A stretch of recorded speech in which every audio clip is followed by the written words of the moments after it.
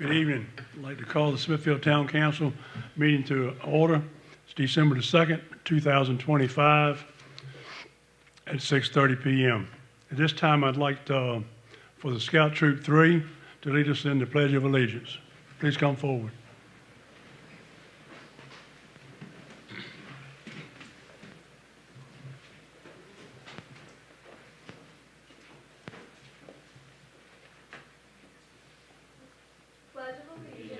To the flag of the United States of America and to the republic for which it stands, one nation, under God, indivisible, with liberty and justice for all. I want to thank y'all for coming out. It's mighty nice that y'all participating in these activities. We welcome you again at any time. This time I'd like for the manager's report, informational section, please. Yes, sir. Included in your packet is the monthly activity report for the previous month, as well as the committee summary reports. So if there's any questions with those, we'll be glad to address them. Does anyone have any questions? Hearing none, we'll move to the presentation section. We have an update from the branch manager from April Watkins, Smithfield branch of the Blackwater Regional Library.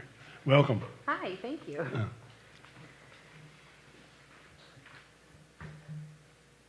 Okay. I wasn't sure where it was going to be. All right. Good evening, members of Town Council and Mr. Mayor. My name is April Watkins, and I am the new manager of the Smithfield Branch Library of Blackwater Regional Library.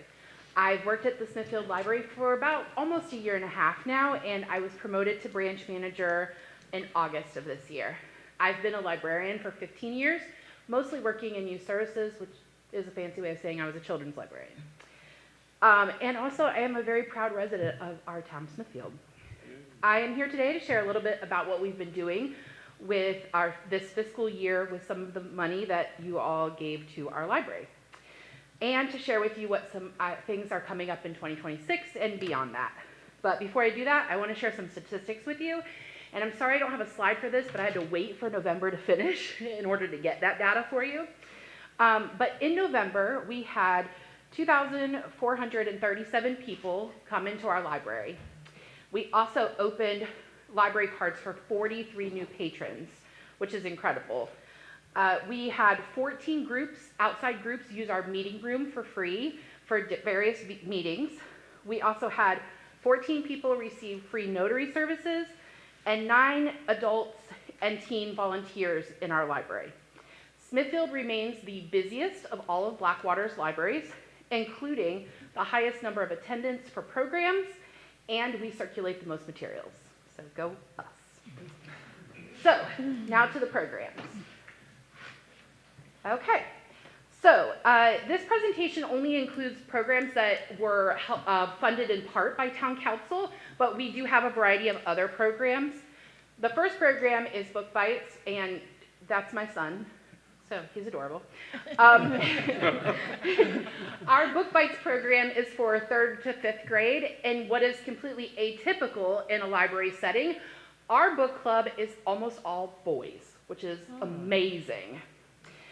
We have a new youth programmer, Miss Cindy, who started in August, and she has nearly a decade experience working with youth in the public library setting, and she's been picking fantastic books for these kids, and they have really been engaged. And actually tomorrow, they're going to talk about who would win Ultimate Bug Battle, and they're going to create their own bugs, which is very cool.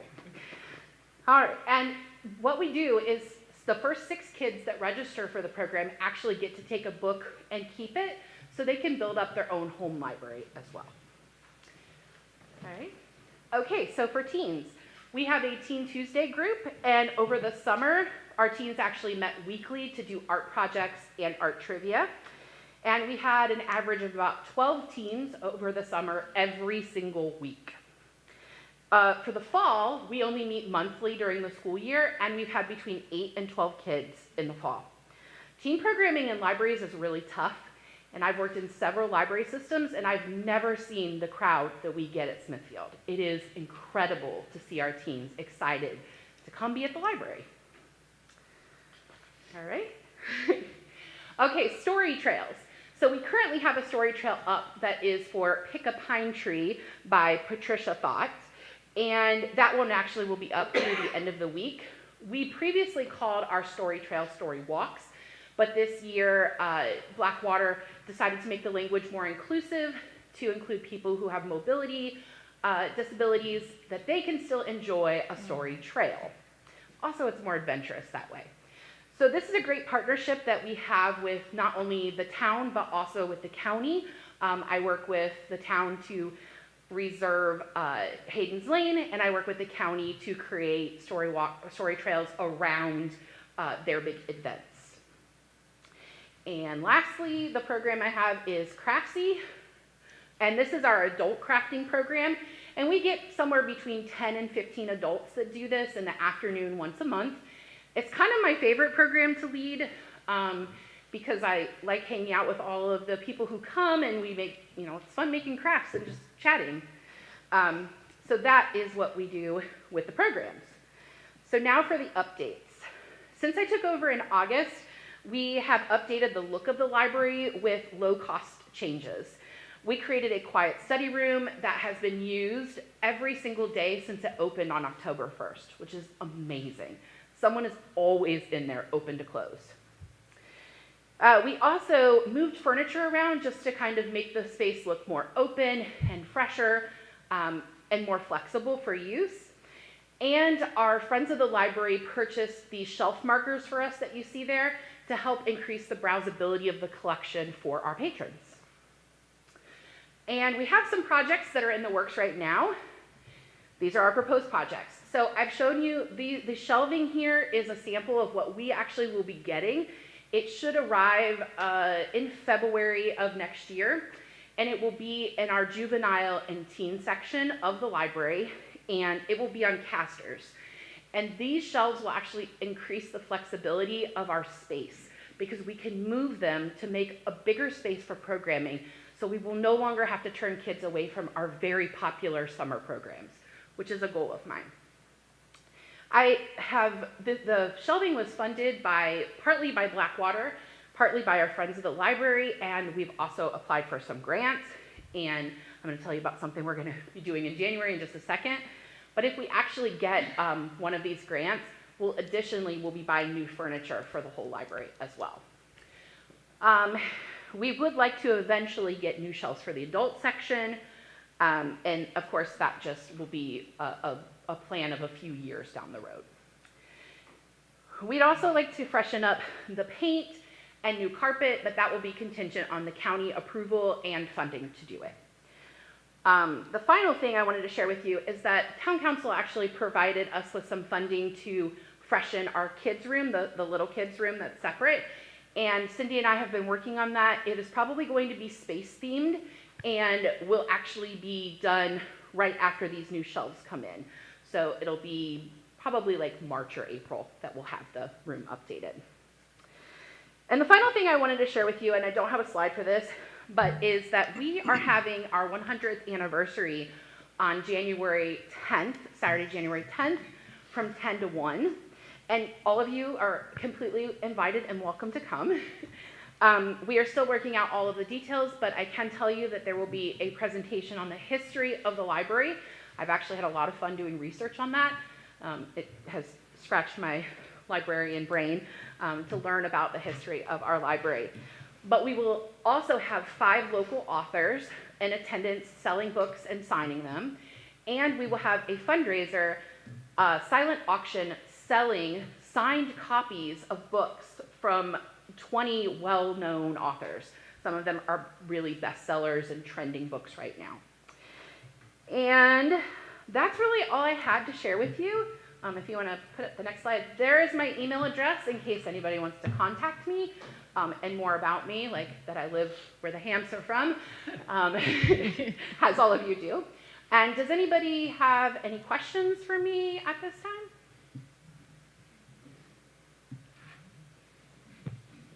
No? Okay. I did bring copies of my most recent manager's report, if any of you would like them. Where should I leave them? Okay. Thank you so much for your time. Yeah, I want to thank you for your presentation. Thank you. Very informative. Thank you, April. Appreciate it. At this time, we have an update from Western Tidewater Free Clinic by Rob Estes. Thank you. Hope Ms. Watkins left some of that good energy up here. Well, good evening, Mayor, Vice Mayor, council members, and town staff. I'm going to give you some stats, some more numbers for you, and you don't have any pictures to support that, so you just have to listen well. A patient story, and then a brief wrap-up. Can y'all hear me okay? Okay. So, as you said, my name is Rob Estes. I've been fortunate enough to be a board member with the Western Tidewater Free Clinic for about the last 5 years. And on behalf of our board and mostly the patients, thank you for your recent support. Your support will help us continue to serve the very high-risk patients who need us, keeping them out of the emergency departments unnecessarily. So here's those stats, I promised you. Through June of this year, we have served 38 town of Smithfield proper residents, so halfway through the year, through 250 visits, 24 dental patients through 62 visits. This represents 3% of our current population. To date, we have helped over 8,200 unduplicated patients with more than 234,000 visits. That's going back to our founding in 2007.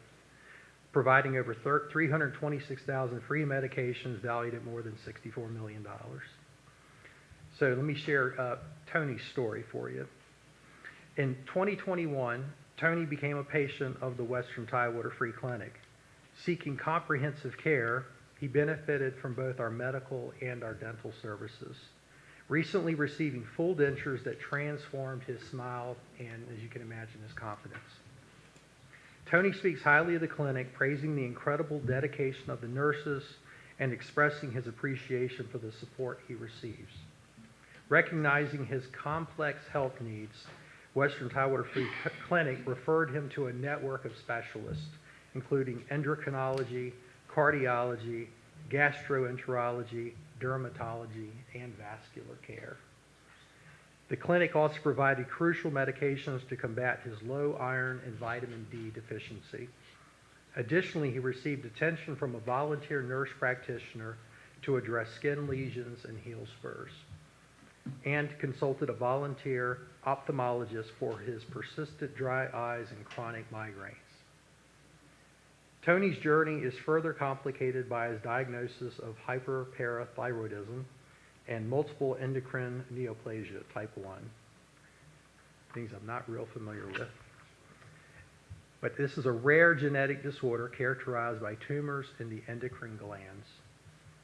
Reflecting on the profound impact the clinic has had on Tony's life, he says, "If I wasn't able to be seen at the clinic, I don't know where I'd be right now. Without the medications I need, I certainly may not be here. When I call the clinic, I know they're going to do everything in their power to get me what I need, and I could not be more grateful." Tony's story is a testament to the essential role that Western Tidewater Free Clinic plays in providing life-saving care and support for those in need.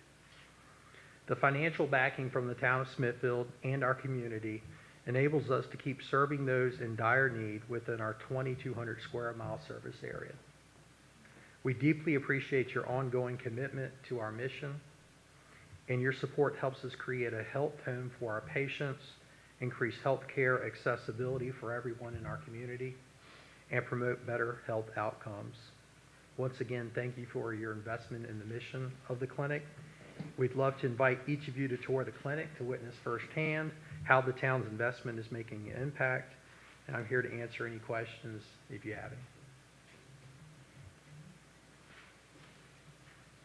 Rob, y'all always have done a great job with this, and I've seen it grow through the years, and the testaments that y'all give treating patients is very meaningful, and I appreciate your work.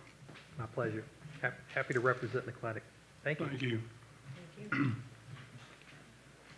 At this time, we have a Jersey Park Rehabilitation Project update from Green Street Housing.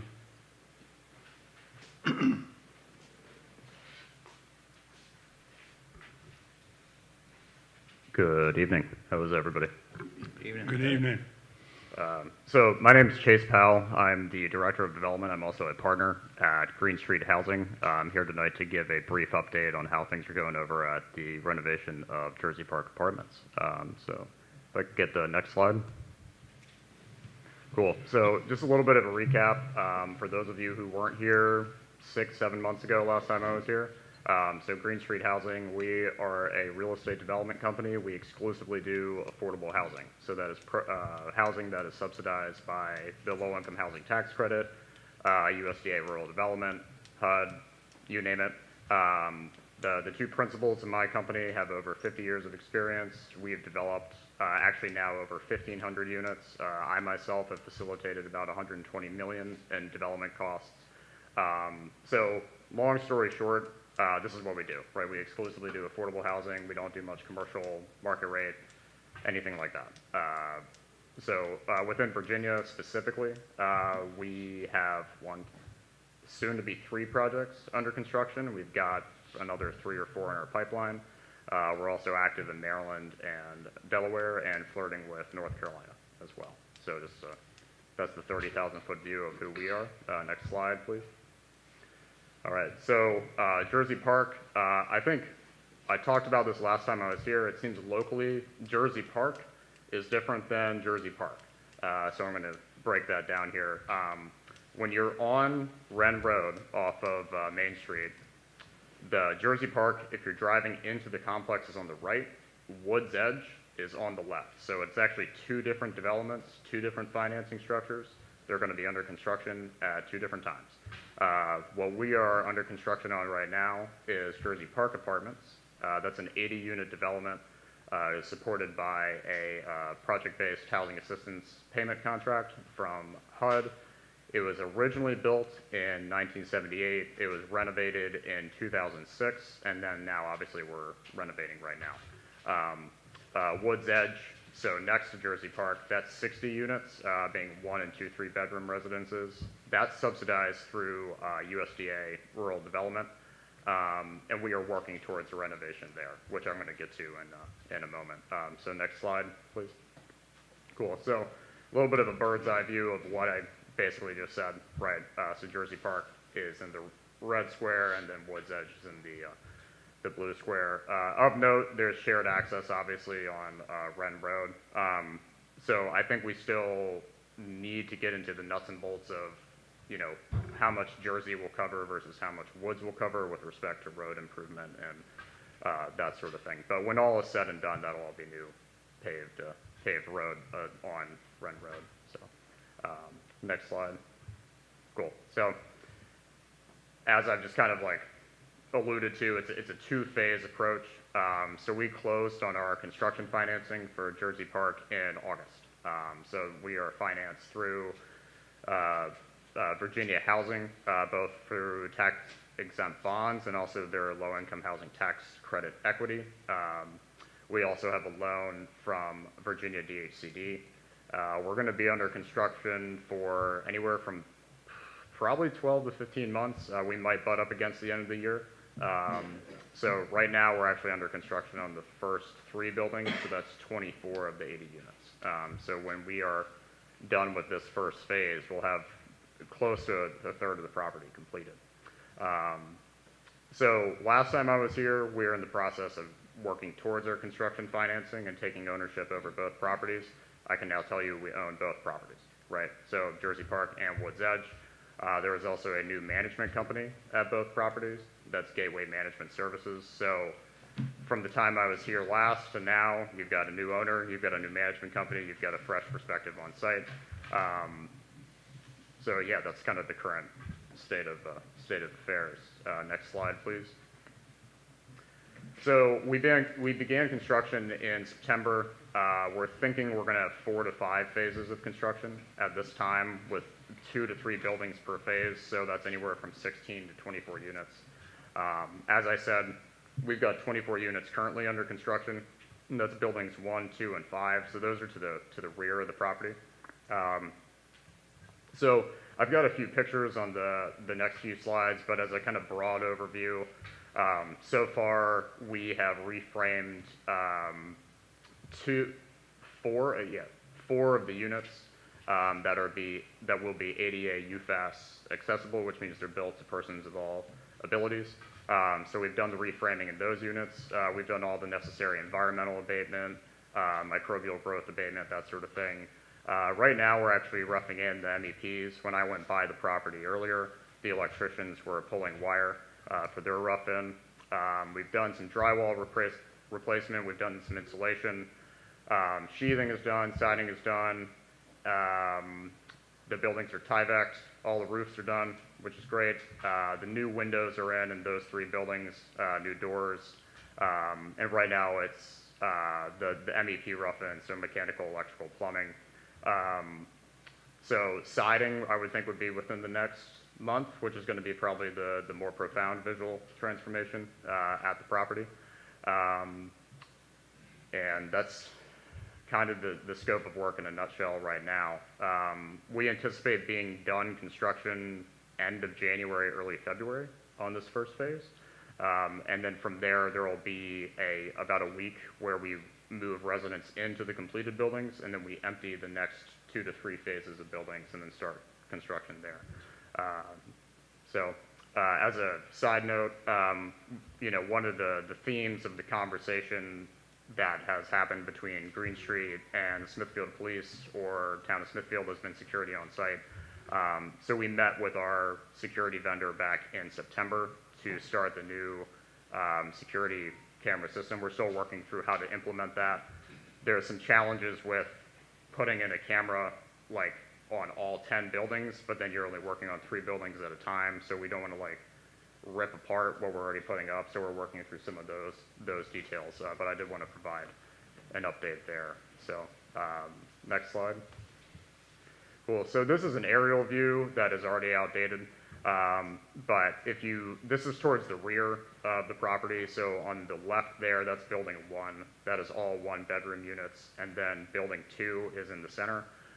So as you can see, we've got the Tyvek, the roofs are done. The windows are now done on buildings 1, 2, and 5, as well as the new doors and the new hardware. As you can see on buildings 1 and 2, we added these canopies over the doors. That's a Virginia housing requirement, but I think aesthetically it changes the massing of the property in a nice way. Next slide. And that's just a closer view. This is what building 1 looks like right now, and as I said, building 2 and 5 also have new windows in, and the canopies, and then the Tyvek. So, next slide. This is just kind of a snapshot of the interiors. So we are not doing total drywall replacement. The replacement is kind of as needed based off whatever MEP scope that we have. So for example, if you're running a new duct in the ceiling or you have to bring a new pipe along the wall, we try to take down basically a sheet of drywall, get that done, and then a new sheet will go up. So it's a little bit of a scattershot operation in that sense. But as you can see, for the most part, the units are, we're not doing a full gut rehab here, but we're flirting with a gut rehab, right? I mean, our electrical line item by itself is actually about $1.3 million. I mean, it's a total overhaul of the electrical systems and the capacity there. All new HVAC, new plumbing lines, as you can see, new electrical fixtures. That picture on the right is actually the poured concrete for one of the accessible showers, right? So that'll be like a roll-in shower for persons with disabilities. So I just provide these two to give a sense of what's going on the interior of the units. So next slide, please. So this is the sample that was presented as part of the ECO approval. So this aesthetically is where we are going to end up at the property. It's a bit of a two-tone approach. So if you think back to that picture of like building 2, for example, you're going to have 4 units that are the gray kind of palette, and then 4 units of that blue palette. So I'm happy to come back again, maybe like springtime after we've gotten the first phase done, and share pictures and that sort of thing as well of the completed product. Next slide, please.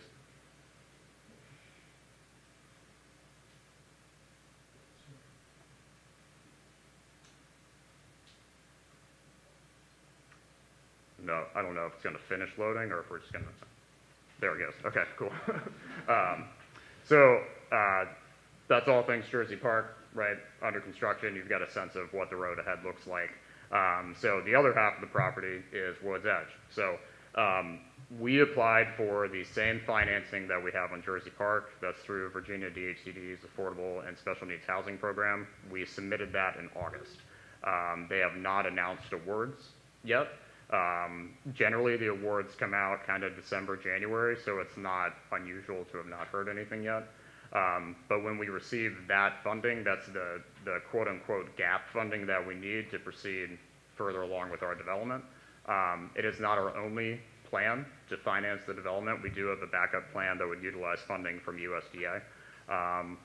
So in any event, we've already started going through some of the kind of traditional financing milestones. We've made our initial application to Virginia Housing. For those of you that don't know, Virginia Housing is the body that oversees all tax credits, loans, that sort of thing in the Commonwealth of Virginia. We have our initial tax credit reservation letter. We've started talking to folks about syndicating tax credit equity. This is going to be financed through the Suffolk Redevelopment Housing Authority. So we're going to be using bonds through the EDA process.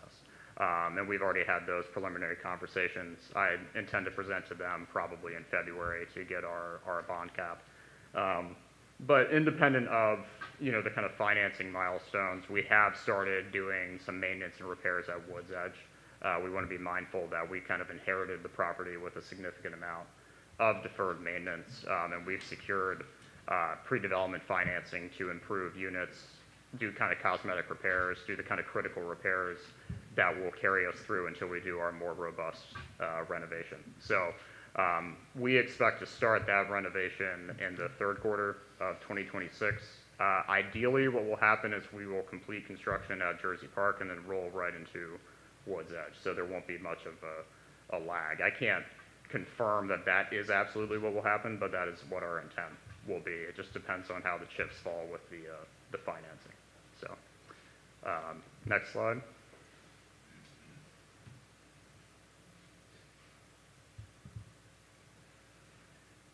Gotcha. Cool. So the total side note, so the food bank partnered with Gateway Property Management. We actually hosted Thanksgiving at the property the Friday before Thanksgiving. As you can see, the line was, out the door, so to speak. But it was a great event, and we had a really good turnout. And Gateway is going to continue to work with the food bank to host similar events throughout the rest of the year and work on additional programming. So next slide.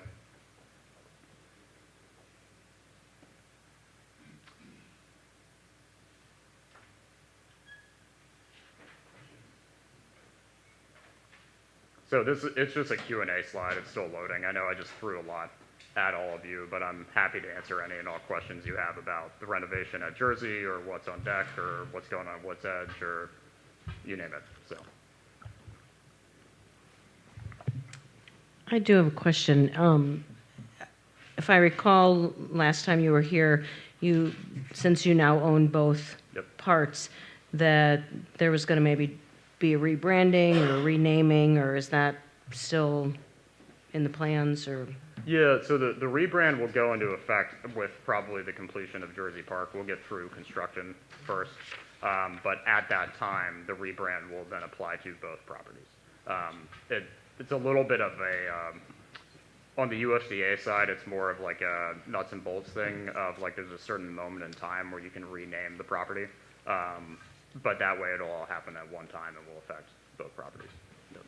and have there been community meetings or that sort of thing for the residents, or how are they kept abreast as to what the schedule is, or which building is next? How does that work? Yeah, so we had a meeting about a month before we started construction, and that's a process that's dictated through what is called the URA. It's the Uniform Relocation Assistance Act. So we had a meeting 30 days before where we outlined the first phase of construction, what to expect. The residents do not pay for anything as it relates to moving costs if they have to be relocated off-site, you name it. So their rights were outlined in that meeting. And then we're going to have another meeting probably before Christmas, if not early January, to do kind of a refresher. We had good attendance in the first meeting, but we find that you can't over meeting this kind of thing to have all the residents and all the stakeholders clued in. So, Thank you. yeah. I do have a quick question. Does Green Street have a history with Gateway Management Services, and are they currently managing any of your properties? Yes, yeah. So Gateway is managing 3 properties of ours in Maryland. They are managing Jersey Park and Woods Edge. They're going to be brought on as manager of another redevelopment we have in Virginia. The principals of Gateway also used to be part of TM Associates about 10-ish years ago, 15 years ago.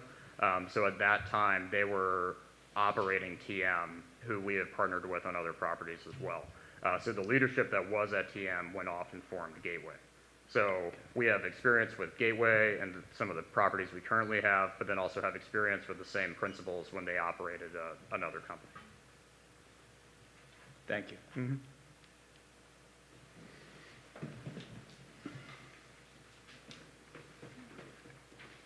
Anyone have any questions? Hearing none, really appreciate your presentation. Everybody's been excited about this whole project, so keep us informed. We appreciate that. Yeah, absolutely. I'm happy to come back, maybe springtime, something like that. Do another update.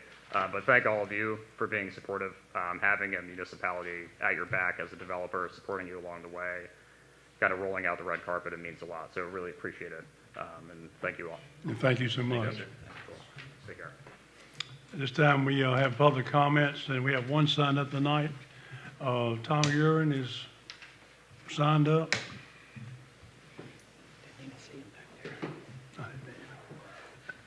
Got it right this time. The spelling was a little better, I could see it. Jeff tell you? Tommy Gehring, 215 Cary Street.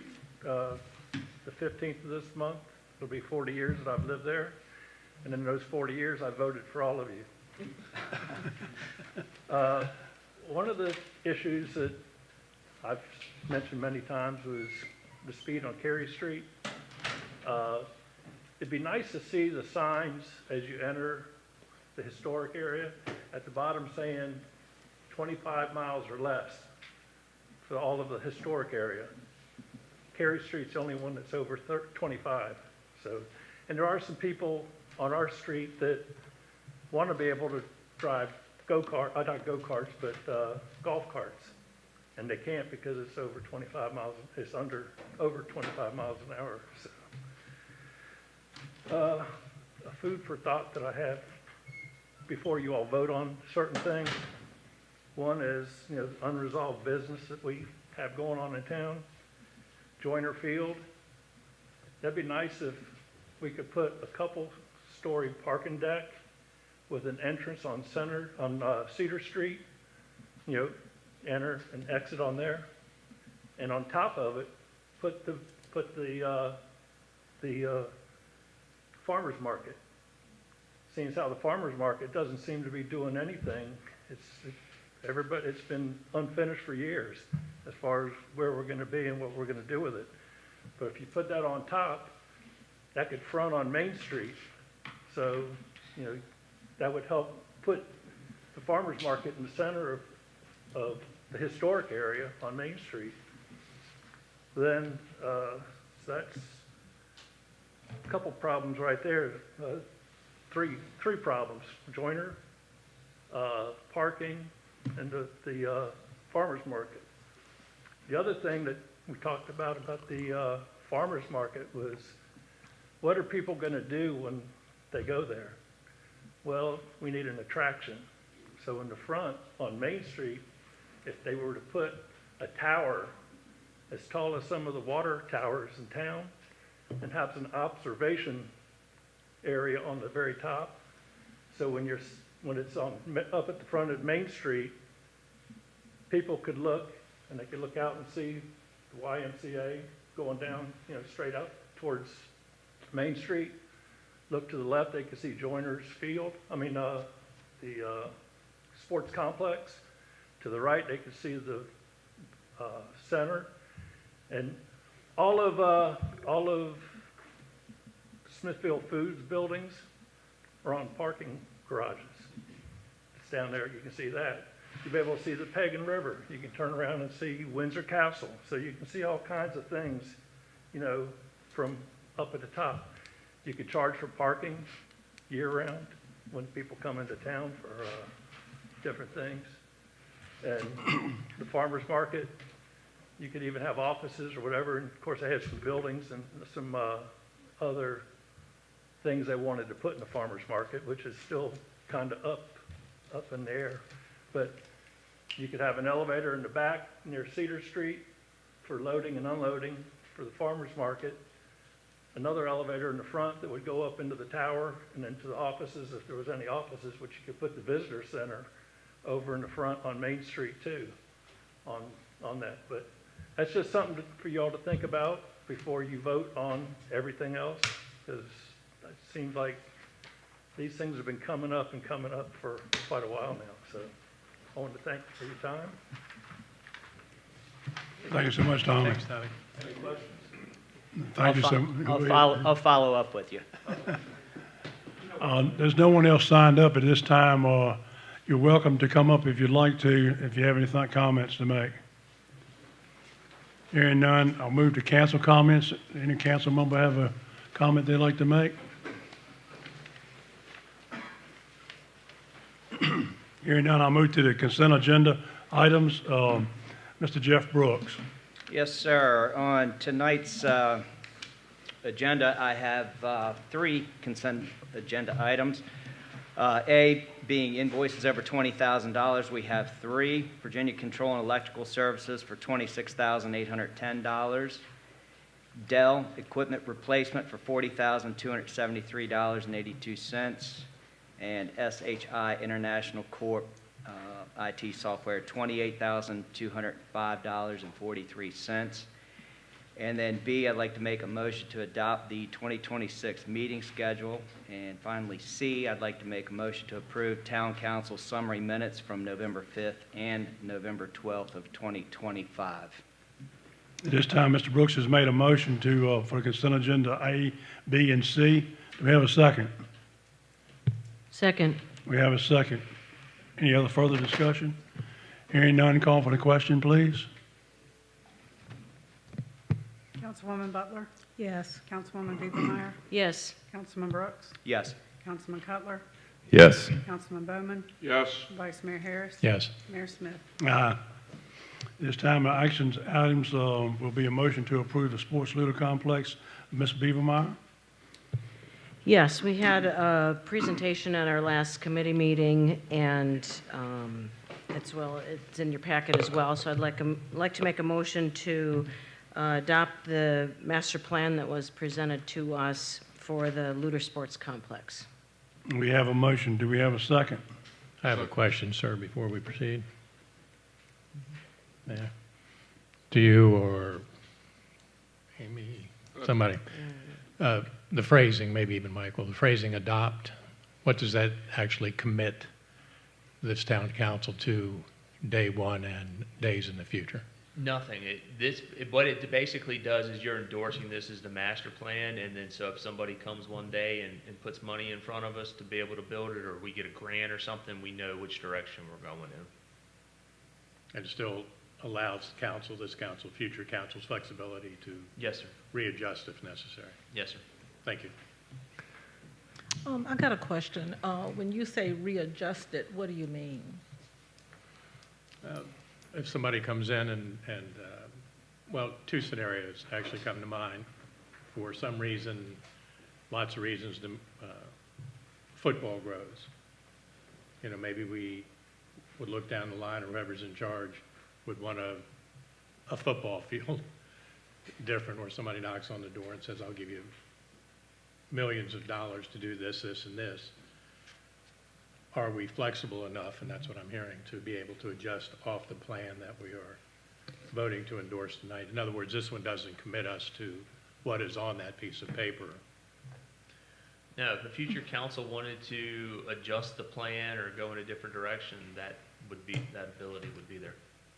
So in this case, endorse is as good as adopt. I would believe so. Yes, thank you. Why are we adopting this plan then? You know, if it's not something that's etched in stone, I don't understand why we didn't present something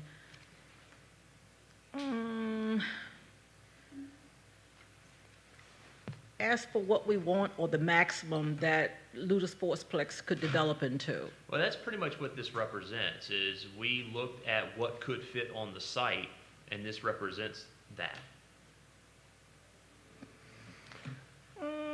That doesn't sound like what Bill asked. No, what he's asking is if in the future, before we go to construction, there's a change and we want to do something different than what's here, could council adopt a different master plan? By all means, you could. This, though, says this is the current master plan for the facility. There's nothing that would prevent council from, in the future, if things changed, adopting a different master plan. Okay. It would be more like of an adjustment. Correct. Yes. But based off the evaluation, the work that we've done to date, this is what fits and is the best and highest use for the facility. Before we have any other further discussion, I would like to, we have a motion, do we have a second? Second. We have a second now. Any other further discussion? Yes, Mr. Mayor, I have some Yes. questions as well. I understand in our committee's meeting we discussed some of the evolution, but since then, has there been any citizen feedback? And then prior to, for developing that plan, what was the makeup of the committee that gave the input to the vendor that produced the plan? It consisted of myself, our Parks and Rec Department, Smithfield Recreation Association, Smithfield Packers Youth Sports. All of those were at the table and had input into the development of this plan.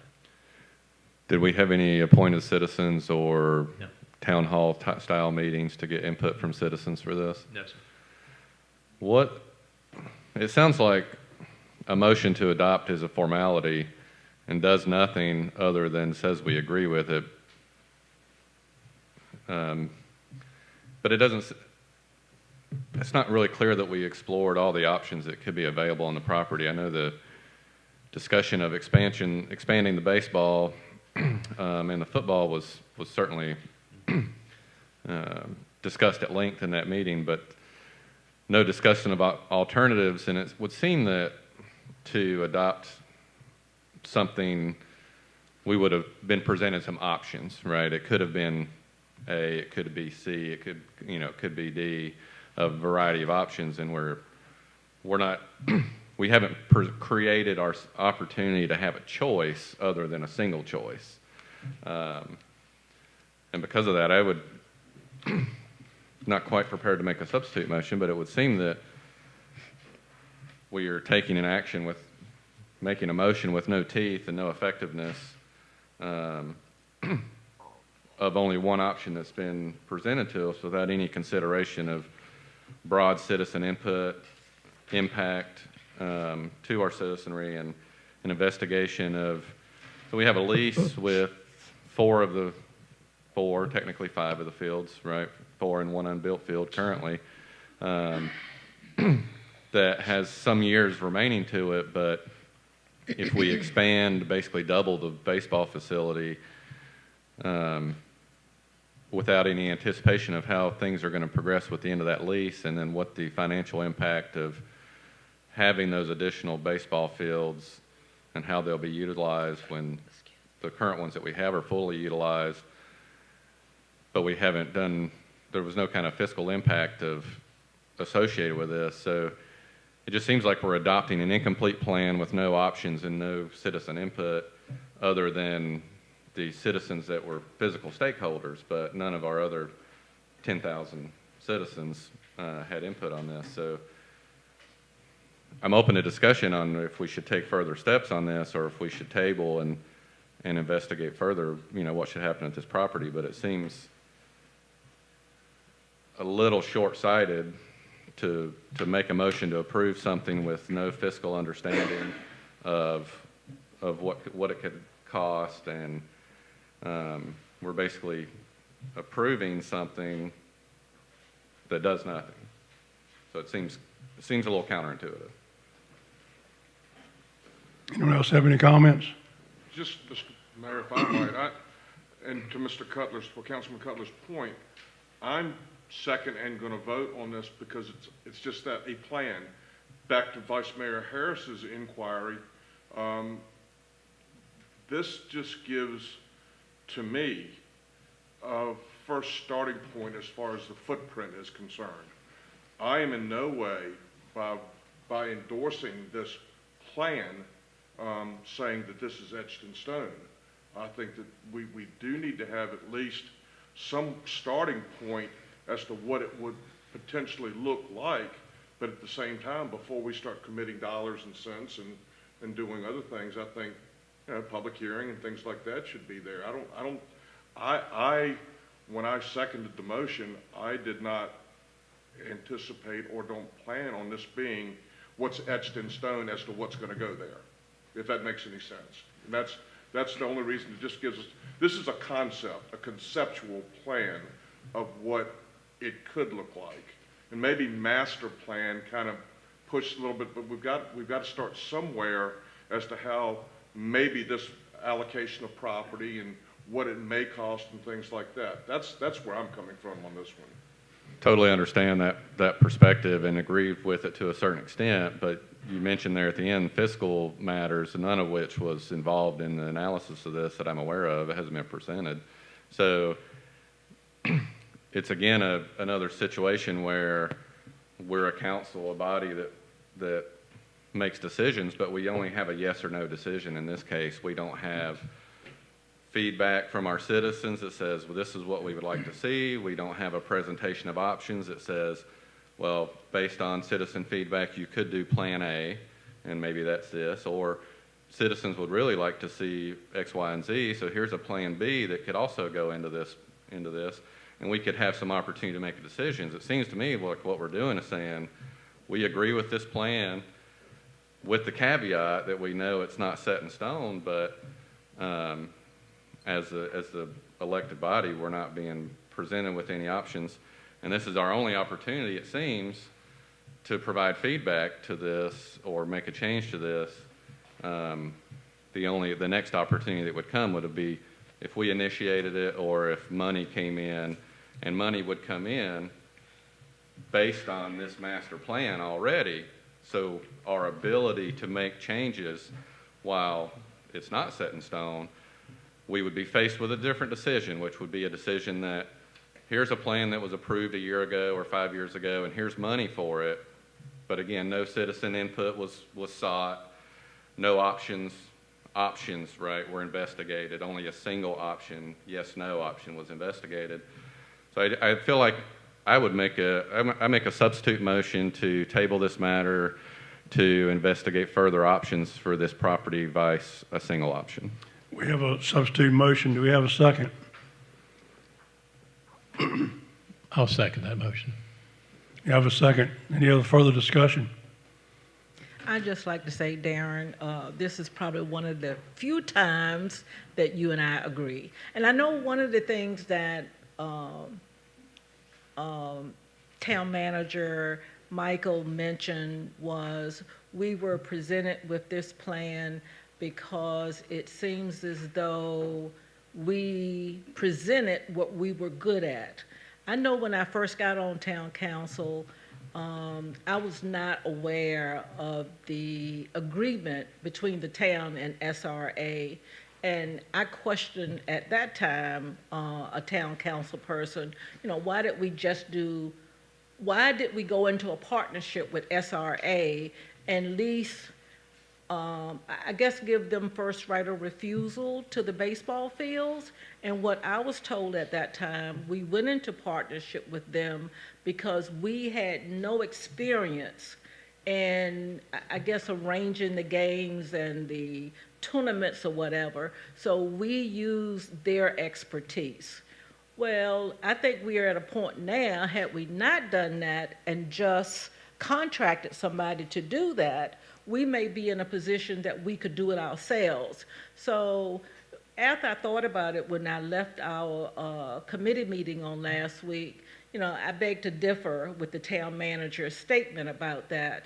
If there were some other, if Duda Sportsplex had other capacity out there, it may be a sport that we were not familiar with it. But now, based on experience, we could put ourselves in a position to manage it the way it should be managed. I have no problem delaying it. I had asked Mary Ellen and Michael to pull it because as presented, I'm not in a position to vote for what was presented to us last time. And I appreciate your comments and your email that you as well. And I think we agree on more than we might think. But I hope that this is a indicator of cooperation that's available to us. And I think that part of the difficulty with this is, we are in that long-term 20-year lease with SRA that has no accounting for increased cost and inflation over that 20-year period. So if we commit ourselves, whether it's a hard committal or not, by voting yes to this today, much like our discussion of Joyner Field in the last few meetings, a symbolic gesture will have weight in the future, especially if we, the voters that made the motion and approved it, are not here to substantiate the line of thinking with this is several years down the road. I think it muddies the waters on how to move forward with a project that could just languish with an approval for years. We see that with our Any housing other further developments as discussion? well. Yes, okay, oh, sorry. Can I? Sure. I just have, so I am in favor of adopting this master plan, and I think it grew out of a desire for our Parks and Rec department here in Smithfield gets a lot of requests for hosting baseball tournaments. We need more space, and there is a whole, we can also, flag football is another entity that is growing, and so we're providing space for that. But there is a whole area of sports tourism that we're not tapping into. And baseball is one of those, and people will travel far and wide for that. And we don't, the new facilities as presented in the plan would probably not really be utilized. I mean, there's a few, some small improvements in the part that SRA is utilizing now, but the whole other chunk that is open field now, that we'll be renting that out to places far and wide, people coming into town, staying at our hotels, eating at our restaurants, shopping at our stores, of families to facilitate, to participate in a sports tournament. So I think we do what we're good at. We do baseball, we do football, the county does soccer.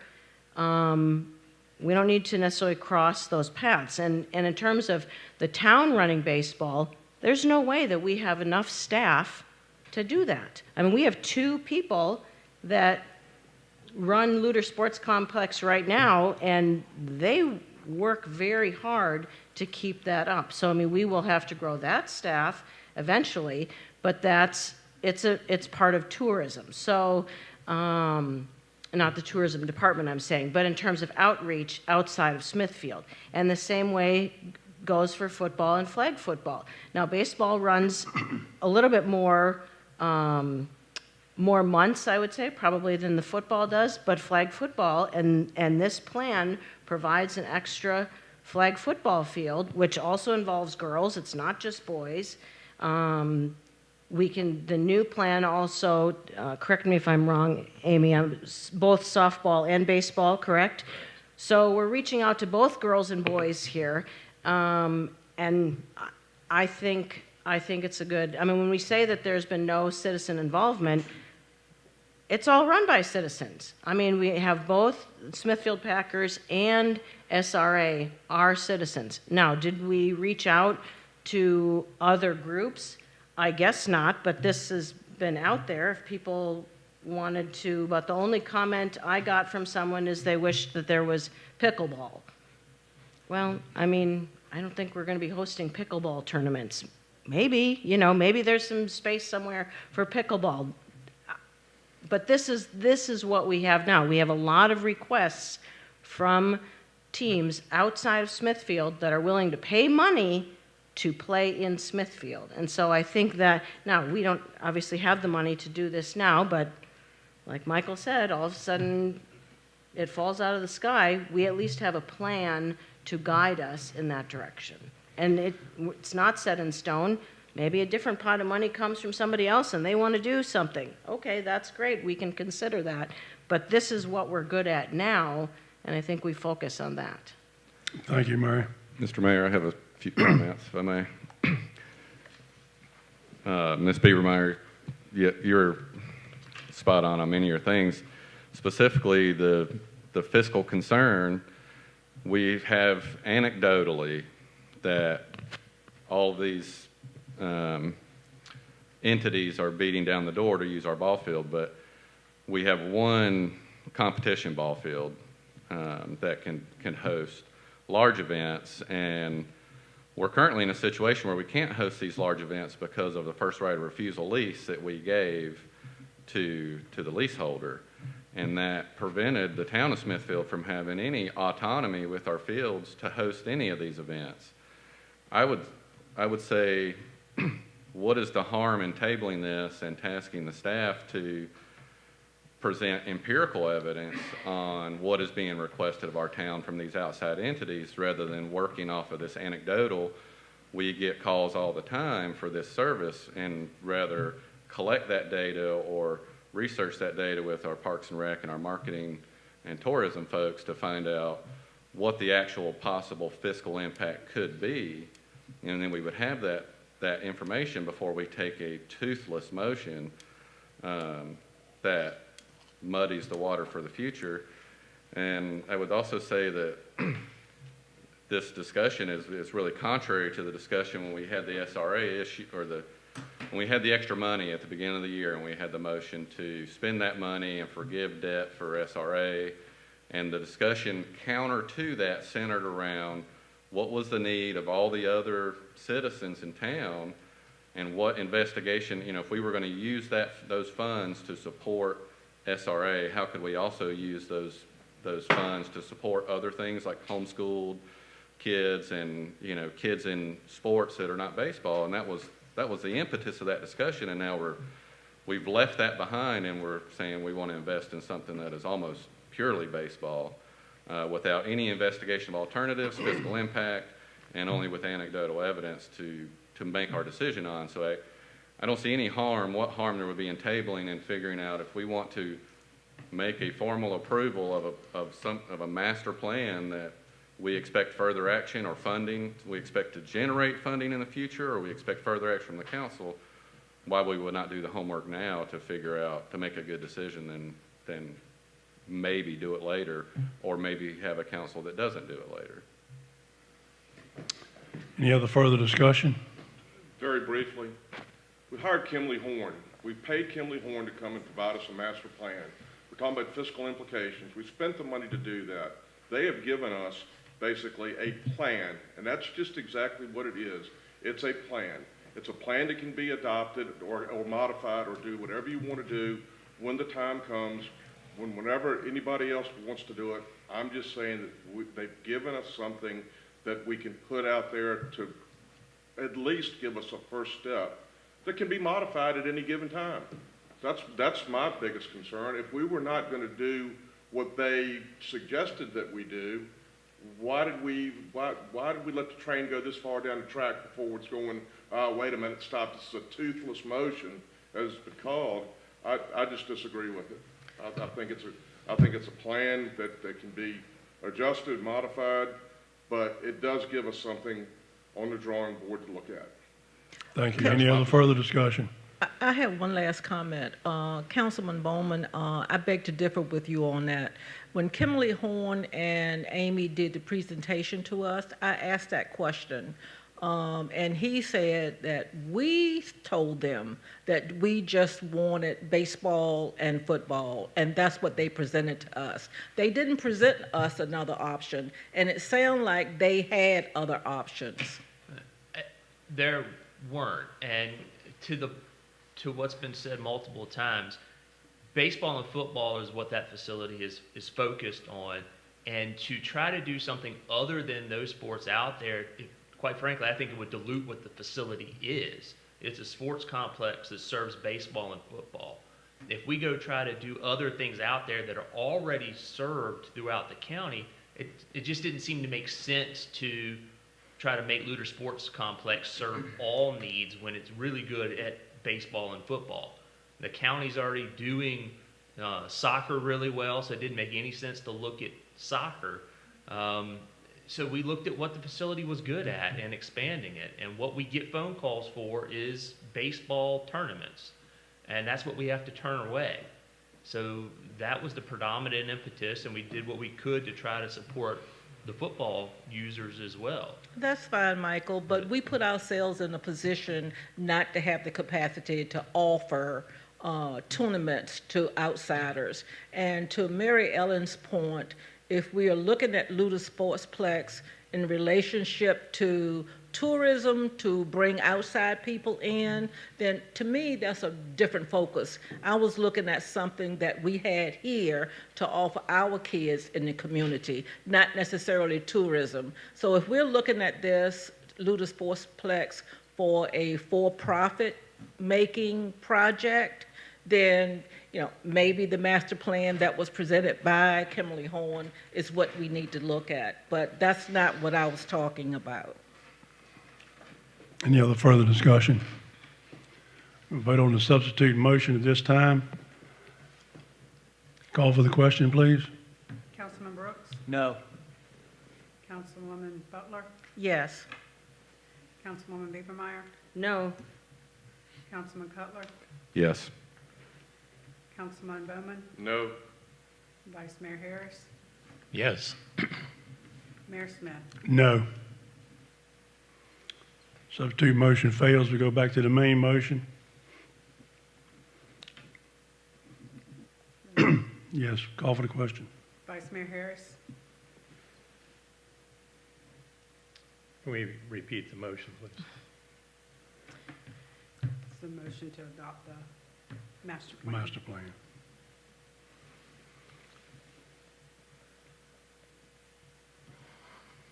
No. Councilman Cutler? No. Councilman Bowman? Yes. Councilman Brooks? Yes. Councilwoman Liebermeyer? Yes. Councilwoman Butler? No. Mayor Smith? Yes. Motion passes. At this time, we have new business. Anyone have any new business to present? Hearing none, old business? Hearing none, meeting adjourned. Thank you all for coming out.